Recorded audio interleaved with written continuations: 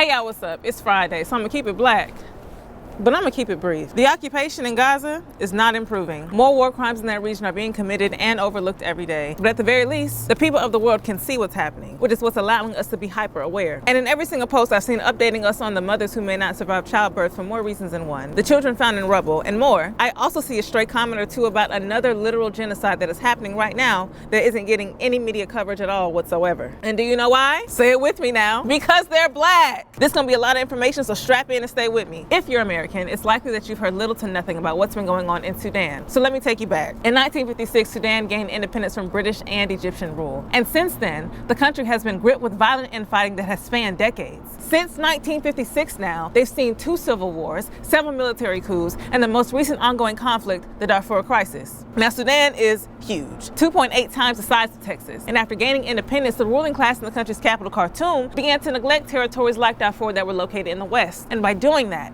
the ruling class left both its Arab and non-Arab communities that were black and native to the land underrepresented and marginalized. And while Darfur is ethnically diverse, the Islamist military government that came into power in 1989 paid black Africans that were again native to that land dust. And of course, neglect, violence, and oppression would prompt the indigenous communities to form rebel groups to take up arms in the fight for autonomy and human rights. We're talking the Sudanese liberation movement and the justice and equality movement. And it's a tale as old as time. And I don't know, y'all don't got nothing better to do?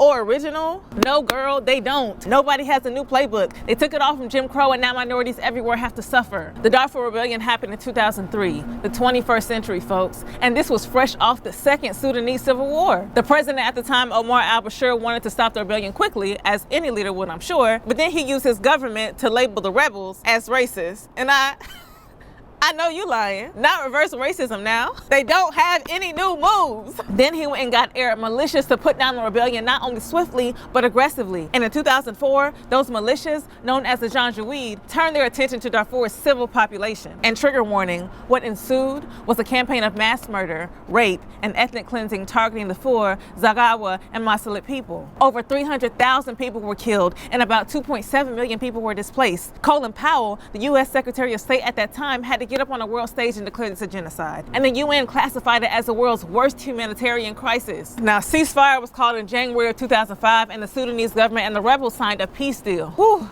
Thank God. But, oh Lord, even though Bashir was brought up on war crimes for these actions, somehow he stayed in power until 2019 when 2 of his generals staged a coup. All right now, the peace treaty was signed in 2005 and they ousted them in 2019, so how is there still a genocide happening today? I'm glad you asked. After 4 years of trying to share power equally, these 2 generals, one the head of the Sudanese military and the other the leader of the Arab militia known as the Rapid Support Forces, or RSF, have now turned on each other, hurtling Sudan right back into another civil war. Goodness gracious, I say. And for 6 months straight, the 2 opposing forces have been wreaking havoc. 9,000 people are dead. 5.6 million people have had to flee their homes. And while most of the conflict is currently happening in the capital, the RSF has taken advantage of the anarchy by spreading out into the nation, resuming the old business of cleansing Darfur of its African tribes. Only this time, much of the rest of the world is preoccupied with the Russian war in Ukraine, the coup in Niger, growing conflict in Ethiopia, and the Palestinian genocide. All things we the people seem to have access to by way of our phones. Now, I don't know about you, but I do know about karma.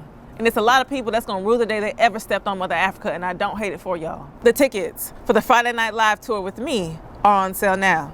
I'll see you in your city.